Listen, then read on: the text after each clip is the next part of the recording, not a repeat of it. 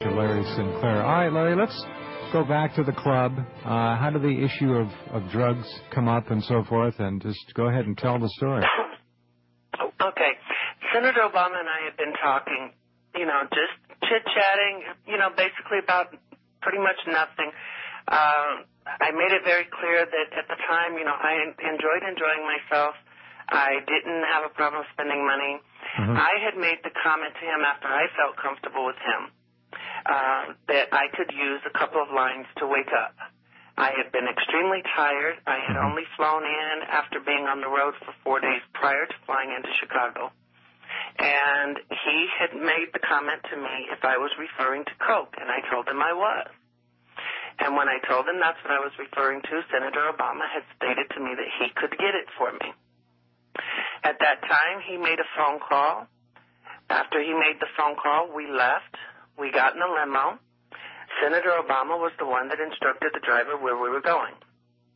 I'm going to say maybe at the most approximately 30 minutes of driving, we stopped. Mr. Obama tells me he'll be right back. He gets out. In less than 5 minutes, he's back in the car. What kind of a neighborhood was it?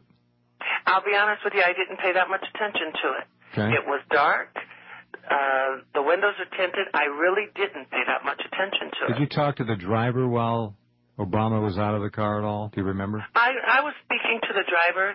The privacy window was down at that time. Mm-hmm. And like I said, that's when I was made very clear at the time that the driver was, in fact, a personal friend, because the driver knew from the previous engagement that I had with him that I wanted to get something to wake up from. All right, very good.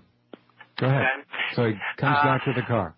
He comes back to the car, and this is something that people are challenging on the Internet at this time. They're referring to me being racist, saying the white guy wants powdered Coke, the black guy wants crack Coke. In all honesty, I had no idea that he purchased anything for anyone but me. Okay? All right. He gets back in the car. He hands me the packet. I have a CD case from a CD that I had put in the limo with me. I take the CD case. I pour some out on the CD case and make 3 lines on it. Mm-hmm. I kneel down into the floorboard of the limo and rest the CD case on Senator Obama's left leg, and with the rolled-up dollar bill, I do a line. Mm-hmm. Okay? I mean, I make the approach on Senator Obama as far as the sexual gesture by rubbing up his leg into his crotch area. How long, Larry, how long had you been of the homosexual lifestyle at that point? I have been gay all of my life. I had a violent temper when I was a very young kid. I guess today they call it ADD or whatever. Mm-hmm. A doctor, when I was 7 years old, told my parents that I was gay. I was very bright as a kid. I knew I was gay. I was never in the closet. And that brought a lot of heat. You have to fight off, people in the South and in those days, But, I mean, I've never been married. I've never had kids. I have always been openly gay from a very young age of childhood. Well, some of the bigots in the South probably came after you as well as they might hassle some African Americans. Same kind of hate. Oh, trust me, I still have friends that I grew up with in the families that live back there that'll tell you I probably had to fight off the Klan more than they did. Because it's one thing to be white and have African-American friends. It's another thing to be a faggot and white and have African-American friends in the South. All right, so we're back in the car. You rub, allegedly, Obama's leg. You've done the line. What happens? Senator Obama starts to become excited. He starts running his fingers through my hair. I'm doing another line. And while I'm doing another line, his pants are unzipped by him, not by me. We don't need the actual details about this, but go ahead and tell the general story. It progresses from there. In the course of performing a sex act, Senator Obama actually asked for my lighter. So when I get up to give him my lighter, it's at that time that I see the other packet of crack cocaine and the glass cylinder that he's putting it in. I had no idea that he had it. I didn't even know that he used it. He did ask me if I wanted to smoke any, and I had told him no, that I did not smoke anything other than cigarettes at that point. I had years earlier and developed a severe case of pneumonia, and I had not since then. So, things went on while he's smoking. I'm performing the sex act. When all is said and done, it's a relatively good evening. How did the evening end? How long you were parked in the limo?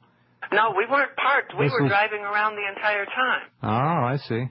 All right. Well, obviously the driver, if this is all as presented, was a man of considerable discretion and knew how to drive and where to drive, I guess. Oh no, we were driving the whole time because when the sex act ended, clothes were back on. I mean, I had a drink in my hand, he had a drink in his hand. I even stood up through the moonroof of the limo and lost a baseball cap that had been given to me by a friend that if I had lost it would have killed me. So I had the driver actually pull over, and I got out of the limo and ran down the freeway to pick up the hat. So, I mean, the night ended pretty much, like any normal night would. Like I said, we had a few more drinks. We both decided to call it an evening. You had the drinks you had the drinks where? In the limo. We had, there was full bar in the limo. Well. All right, okay. Well, not a full bar. I carry Absolute everywhere I go. Anytime I'm in a limo, I have to have Absolute or Grey Goose. All right. There was a bottle of Crown Royal and a bottle of Chivas Regal as well. All right. So how long was the evening in its totality? How many hours would you say you spent with the senator? Well, we sat talking at the bar for maybe an hour, hour and a half. The limo, I would say another 2 hours, maybe 3.5, 4 hours. Okay. And how did the evening end? Who went where and how? At the end of the evening, we decided to call it an evening. At that time, the driver told me that it would be easier for him to go ahead and drop me off at the hotel and that he could take Barack back to his car.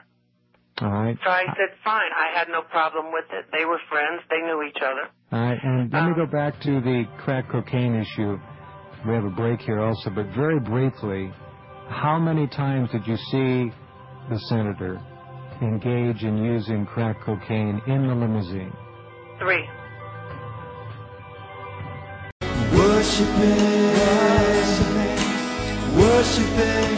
Worshiping the Lord.